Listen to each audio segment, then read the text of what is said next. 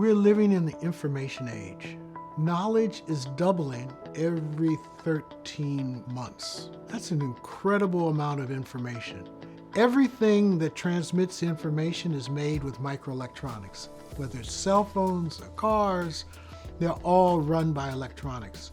The Center for Research and Education in Microelectronics, also known as MERC, was created to address the workforce issues in the microelectronics industry, to address the upcoming shortages that need to be filled, and also to be able to provide a platform to stimulate research at Morgan State University as we're transitioning from a Research 2 university to a Research 1 university.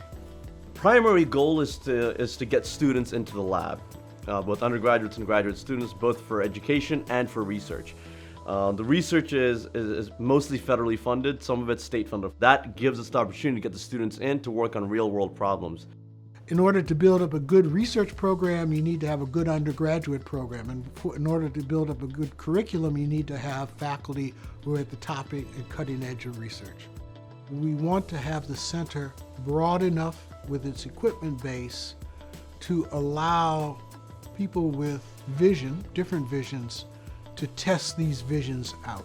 Those visions may take them into new oximeters, exercise monitors, brain monitors, different kinds of computational devices. Conventional pulse oximeters utilizes two different colors of light, and it's based on optical absorption that penetrates through the skin. And because darker skinned individuals absorb more light than lighter skinned individuals, there tends to be this imbalance in the signal that is reflected back to the sensor. Our work focuses on mitigating issues and confounders associated with darker skin pigmentations, and thereby developing sensors that are more accurate for all skin tones. We build quantum sensors using defects in diamond and also wide bandgap semiconductors in particular. And we do fundamental science research, and also we do applications. So we build biomedical devices, but also do fundamental science research with like live cells, doing quantum sensing research with live cells. In one project, we did include nanodiamonds in live cells. So our goal was to measure the brain signals actually, eventually, but on the lab bench, we want to measure these action potential signals from neuron cells. So that was the main goal of that project.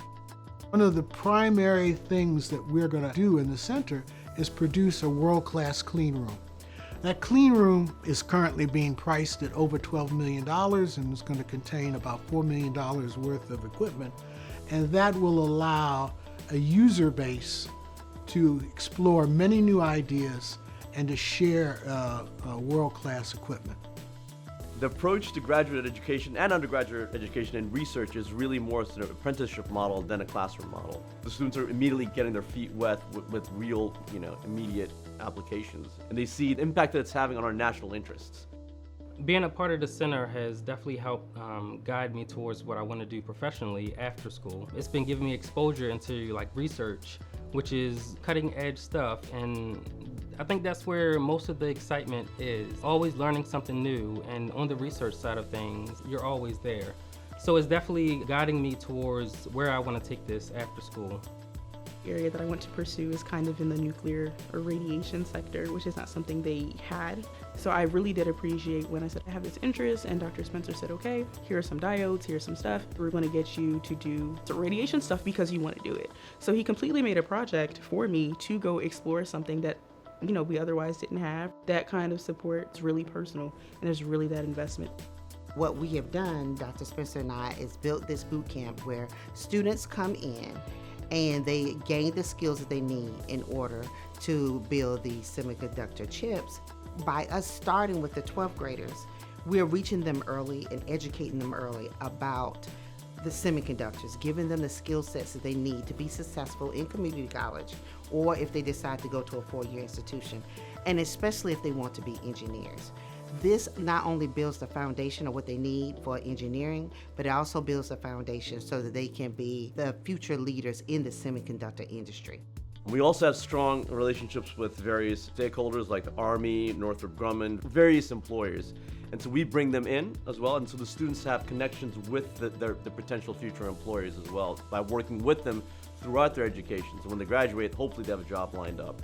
As we begin to see students and they begin to progress in their careers, I hope that it builds a legacy that can be documented over time, and that it has actually made an impact.